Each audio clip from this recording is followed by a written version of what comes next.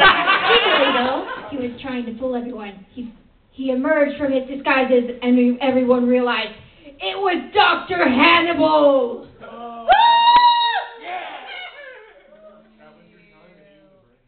Dr. Hannibal decided, screw this, I want to play a card game. And so he joined Satan and Yuki, who so has survived with the help of Bettini. Because Bettini is so cute that I said save it. And so Satan caught it with a Pokeball. Next.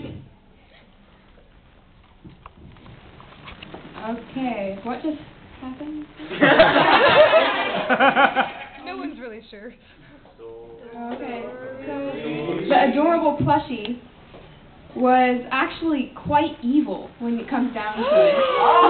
So, because, you know, it was just so tired of being thought of as adorable and cute and helpless. So it decided to prove everyone wrong. And that's when he invented Neon Cat.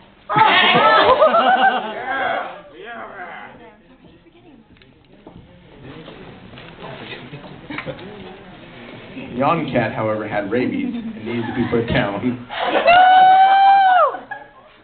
Neon Cat was put in a toaster and finally toasted for that one last yawn. Saddened by this, Aku, never to be saddened, decided to eat all Pop-Tarts.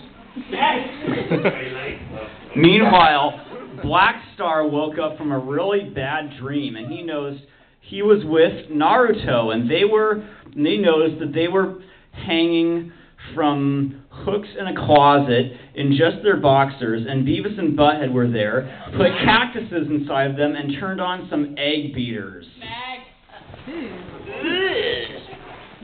Is this really? Okay. Oh! If you keep going like that, I'm gonna auto-kill you. Okay. I'll be careful. At the moment, was just filled with so much rage for some reason for the four kids' Pokemon, and wondering why Misty loves her tentacles. Wondering why Hey, they're good for you too! First, I will kill you. So he changed the subject, and here we go. Suddenly, the door to the cabinet that Black Star Naruto were in opened, and they realized they were inside the room of requirements. And it was the day the Death Eaters were invading Hogwarts. Next! The Nostalgia Critic and the Nostalgia Chick threw away their 36th version of this plot diagram. They were unable to understand the story, but they knew one thing. Much like the Saw series, it made no sense, but there was at least one common villain. And it was time to take down Aku so the story could end before it got more out of hand. They couldn't quite figure out how to do this, though, because, as we all know, Aku can just throw people into the future or the past, as he pleases. So then, they had to find someone with a time device.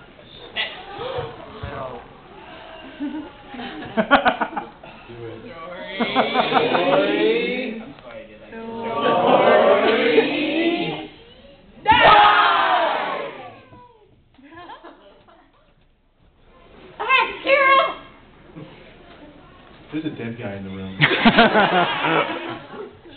That's what the pyro said to himself as he stood in the strange device that had looked like a blue box before. Now the pyro, armed with a flamethrower that was fused with the mystical sword of legend, had a TARDIS. And this character that no one was giving any effing respect to was now the biggest badass in the universe. Goodbye. And he knew he had to go and find the one people that could help him defeat Aku. Aku bided his time as he is wont to do. He sat upon his throne, gazing into the magic mirror, contemplating. What shall I do about this pyro? He said to himself. Why is it that this pyro has A time device.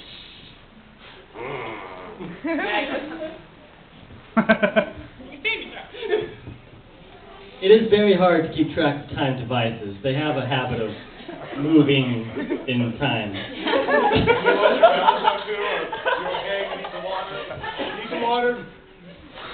So, there's only enough room in the universe for so much time traveling. And after some 50 years of time traveling, thousands of years apart, the TARDIS was starting to get a little creaky. That's when they realized the TARDIS would not be able to go on. So the next person who could head up the time factory would be Sailor Pluto. Oh, not that one.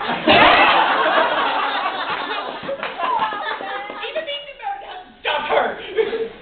We realized then that Pyro was the love child, somehow, of Sailor Mars and Sailor Pluto. Should I keep going? Why have I not seen this fanfic? You'll find pictures of it.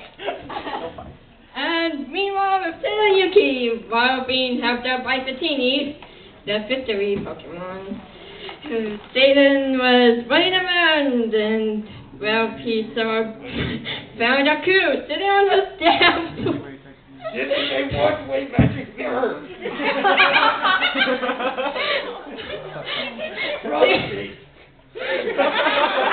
As Satan stood there laughing his ass off, Fatini found the Millennium Puzzle. And you want to know what happened?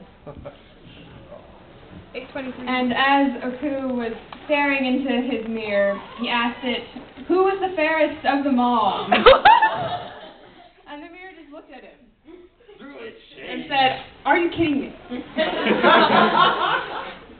And so he said that the fairest is somewhere in purgatory. That makes sense. Being in all places at once, Aku assumed that he was the fairest of all, and indeed, he was right. Being the ruler of the entire universe, he destroyed the mirror.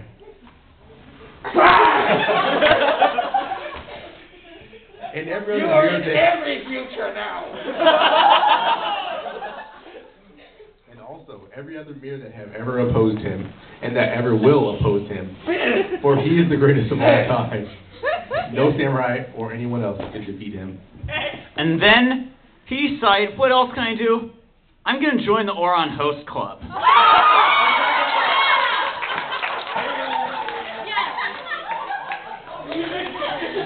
Like where the story is going. He decided to go to Oron High School. He went to the host club himself, and the host club saw him. Tamaki had never seen anything like him before, so he was wondering, who are you? Are you here to become a host? And yeah, he said, yes, I would like to. And then Hikaru and Kaoru had something to say. And they decided to welcome him. And so they started to dance.